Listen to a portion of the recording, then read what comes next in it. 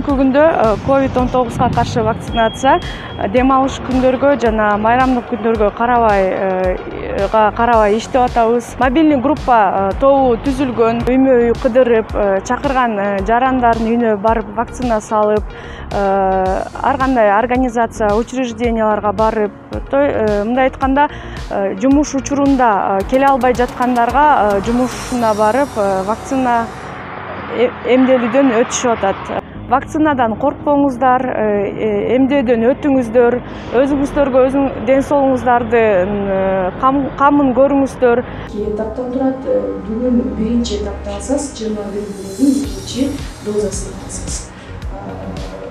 Жолдошум бар, 3 балам бар. Эң улуу кызым 6-класста окуйт, анан 4-класс, анан 2,5 жашта кызым бар. Үй бүлөнүн бир эле мен алдым. Жолдошум деле алмак, бирок жолдошум амнезия болуп барган да, башынан нервный немеси менен ооруйт да азыркы учурда.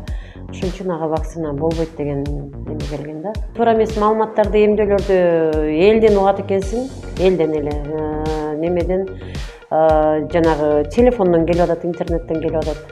Ар кандай немелер алгыла дейт, албагыла дейт.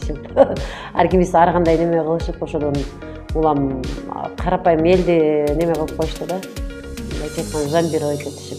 Алыш керек, негизи алыш керек экен вакцинаны. Үй бүлөсү үчүн, ден соолугу үчүн, коом үчүн алса болот.